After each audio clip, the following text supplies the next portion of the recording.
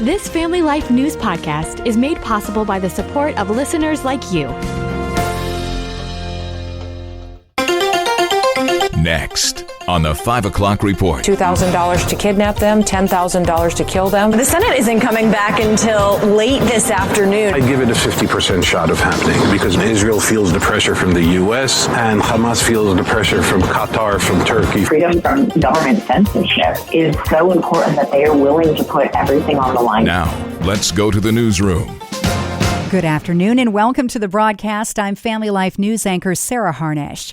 Crime crisis. Illinois and the city of Chicago have just filed a lawsuit against the Trump administration. They're claiming the president is using federal soldiers to punish political enemies after fighting broke out between ICE agents and protesters. The mayor has also issued an executive order blocking ICE from using city-owned property for law enforcement. We cannot allow them to rampage throughout our city with no checks or balances. Nobody is above the law. If we break the law, you should be held accountable. If Congress will not check this administration, then Chicago will. Department of Homeland Security Secretary Kristi Noem says she's had to order protective detail to keep her ICE officers safe. They're making plans to ambush them and to kill them. We have specific officers and agents that have bounties that have been put out on their heads. It's been $2,000 to kidnap them, $10,000 to kill them. They've released their pictures. They've sent them between their networks, and it's an extremely dangerous situation and unprecedented. Fox News analyst Gianno Caldwell says the people that live in Chicago want to save her city. People of Chicago are happy to see those who came into their city and committed crime against the citizens there, to see them leave. That's what we should all want as Americans. We want safe cities. We want safe streets. We want our kids to be able to go to school without the fear of coming back in a body bag. There's still no deal to end the government shutdown on day 6. Senate Minority Leader Chuck Schumer. We've been trying for months and months to sit down with them and have a serious conversation addressing America's health care needs. And they've refused and refused and refused. House Speaker Mike Johnson. There's nothing for us to negotiate. I cannot go to the CR and go, you know what, Democrats, you're right. Let me take out these 3 Republican priorities. I didn't add a single Republican policy or priority or preference to the CR. CBS's Caitlin Huey-Burns is stationed on Capitol Hill. The Senate isn't coming back until late this afternoon, and they're not going to have a vote until this evening, early this evening, which shows that there's really not a sense of urgency up here on Capitol Hill because the two sides are still very much entrenched in their position. Israeli and Hamas officials are holding indirect talks in Egypt today on the U.S. peace plan for Gaza. Former Israeli diplomat Alan Pincus. I give it a 50% shot of happening because both sides feel the pressure to get this done. Israel feels the pressure from the U.S. and Hamas feels the pressure from Qatar, from Turkey, from Egypt, from Jordan, and from Saudi Arabia. The U.S. Supreme Court began a new term today. CBS's Jan Crawford previews the court's cases. Some terms, there's one big case that overwhelms all the other ones. This term is not like that. The justices will decide some of the most controversial and consequential issues in society, all of which will have enormous consequences for everyday life. You've got gun rights, the constitutionality of a key section of the Voting Rights Act, campaign finance reform. It is the eve before a huge religious freedom case that goes before the U.S. Supreme Court. Lawyers are preparing even today. Christian legal firm Alliance Defending Freedom will represent Kaylee Childs over whether or not Christians in Colorado have the right to pick a faith-based counselor if they seek to transition out of being gay. Colorado says no. What so many of our clients are fighting for is just the freedom to speak, the freedom to have their own personal faith, the freedom to not have the government tell them what they can and cannot say or believe. Slate sat down with the Family Life newsroom and explained why ADF picks up cases exactly like this one. Gosh, it is the biggest privilege for all of us at ADF to represent Kaylee and all of our clients. These are clients who make a really big sacrifice to challenge these policies. They get threats and they lose professional opportunities and friends, and this is a calling for them. They feel incredibly strongly that their faith and their belief in freedom of speech and freedom from government censorship is so important that they are willing to put everything on the line for it. When you have people like that, it is a pleasure and an honor to represent them. Arguments begin at 10 a.m. tomorrow.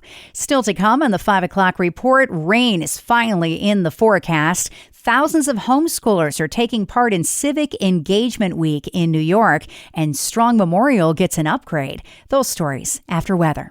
I'm Kevin Williams, and here is your Family Life regional weather forecast. A beautiful evening for many. Moonlit skies and increasing clouds and mild. Late tonight, there'll be a few showers arriving in far western Pennsylvania and far southwest New York. Low temps, mostly mid-50s to mid-60s. Tomorrow will turn out cloudy with widespread showers arriving from west to east, rumbles of thunder. Showers continue into the night. Not as warm. The high temperatures mainly 70s and much cooler Wednesday. Clouds clearing away for sunshine. High temperatures Wednesday in the lower or mid-60s. Thank you, Kevin. Checking the stories making news where you live across New York and Pennsylvania. Dry conditions have led to a statewide burn ban across New York. Spencerport Fire Chief Jake Bramage says that we need rain, and badly. Certainly our crews are ready to respond as needed, but the homeowner can help. Please obey the ban. Matt Clute runs Clute Brothers Farm in Kendall, New York. And it's just heartbreaking when you don't get what Mother Nature normally provides you with in this area. Clute says try as he might, there is no making up for the lack of rain. So we're irrigating and we're moving pipe and trying to act like Mother Nature, but it just never... You can't duplicate what she can from the clouds. Much needed rain arrives tomorrow. Whether it'll be enough to dent the drought, though, remains to be seen. The outdoor burn ban is in effect until October 15th. It is a big week for the largest homeschool group in New York State, Civic Engagement Week. It's a time to get kids and teenagers involved in the government. Ed Brown is with Homeschool New York. We're really encouraging our members to meet with their federal, state, or local governing officials any way they can, whether it's as a family, as a whole chapter. Homeschool New York is organized into various chapters all over the state. We provided state resources to help our folks find their state elected officials. We'd encourage members to attend a municipal or a school board meeting. The group has 2,600 registered families across the state. Brown says the more that kids and teenagers are involved in understanding how government works, the more they'll be able to, as adults, fight for Christian values. We'll take all of those seeds that were planted and begin to assimilate them as young adults. That's the most beautiful thing to watch, when a 20-something-year-old takes some of the things that you have done as a homeschooling parent or something that they heard at youth group, and they put those two things together and they begin to use them to support their passion or for what God has called them to do. It's absolutely wonderful. So we all walk in that path of, did I do it right? Did I make the right things a priority? And God takes every single one of those seeds and just does beautiful things with them. Learn more at leah.org.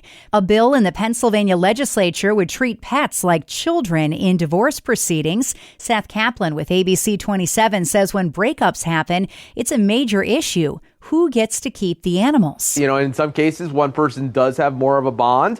And if that person happens to also be the person who just logistically can also take good care of them, doesn't travel as much, has the means to take care of them, well, then that's great. Kaplan says many divorced couples will share custody of pets just like they do children. The pet divorce proceeding bill has already passed the state house. It still needs approval in the state Senate before moving on to the governor's desk.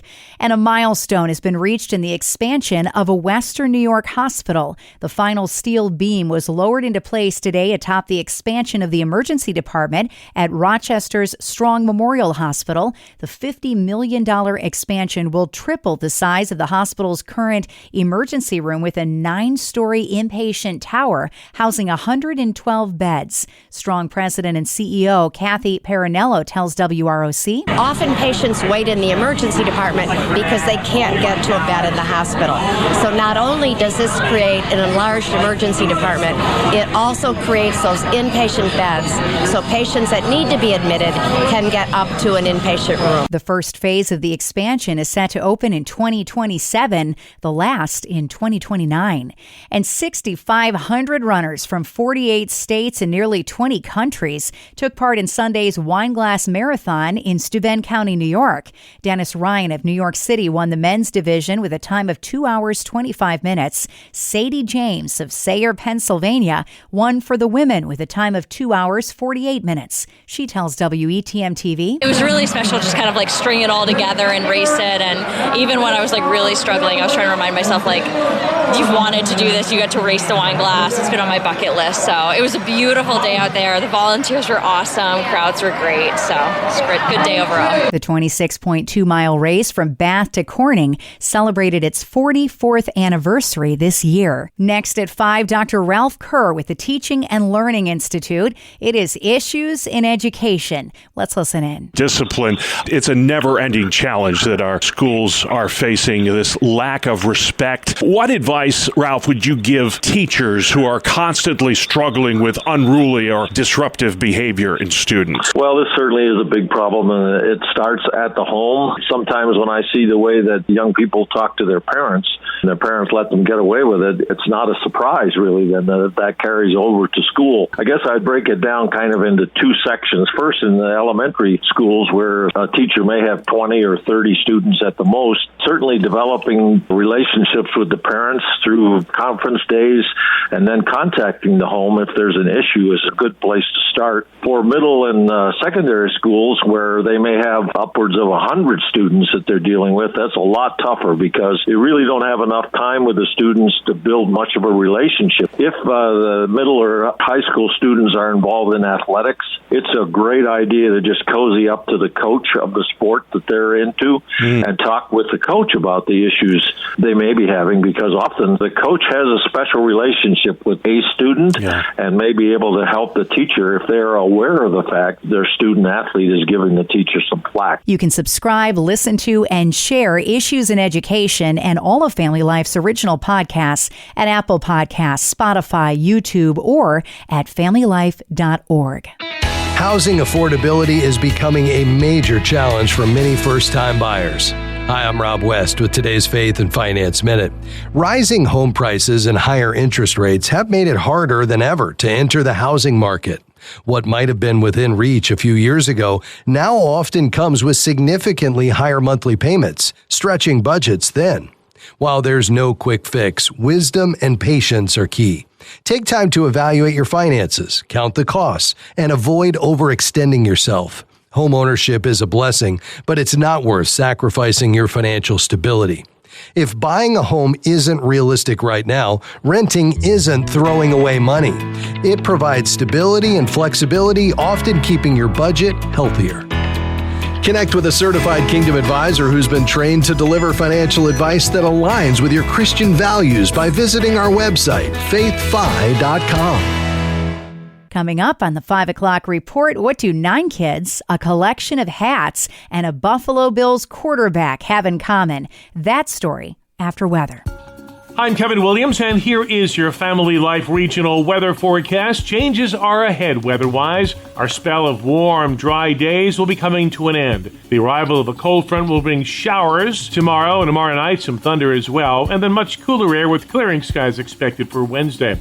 The call for tonight, a beautiful evening for many. Moonlit skies and increasing clouds and mild. Late tonight, there'll be a few showers arriving in far western Pennsylvania and far southwest New York. Low temps, mostly mid-50s to mid-60s. Tomorrow will turn out cloudy with widespread showers arriving from west to east, rumbles of thunder. Showers continue into the night. Not as warm. The high temperatures mainly 70s and much cooler Wednesday. Early morning showers in eastern Pennsylvania. Otherwise, clouds clearing away for sunshine. High temperatures Wednesday in the lower or mid-60s. Thank you, Kevin. Finally at 5, hats and heroes. 9 kids at Oshai Children's Hospital in Buffalo were picked to design hats for their hero, Buffalo Bills quarterback Josh Allen. I'm Morgan McKenzie. I'm Nico.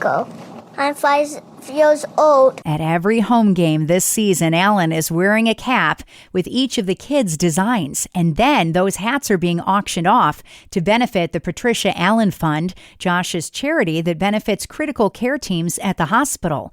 12-year-old Charlie Ressler told NBC he's been battling cancer since last year. Charlie, is there a favorite moment from the season so far? When you wore the hat, I felt pretty honored, and I think it was super cool. We were just so thankful to have that opportunity for Charlie. 15-year-old Mackenzie Lindsay designed her hat with sunflowers for her battle with sickle cell anemia. It doesn't feel real, honestly. I didn't expect it would raise so much money, and I'm glad it did because it's going for a good cause, and I'm just glad I'm able to be a part of that. She goes through so much, but she does it with so much grace. So to see her get recognized, it's surreal. Even Josh Allen was weighing in. That is awesome. I wish I could draw like that. The quarterback telling NBC Sports this week. To wear these hats that are designed by these children who, are going under some of the hardest situations that you can ever imagine. It's a pretty cool feeling. The kids will spend the whole season glued to the TV. How do you hope the Bills do this season, Charlie? What are your hopes for the team?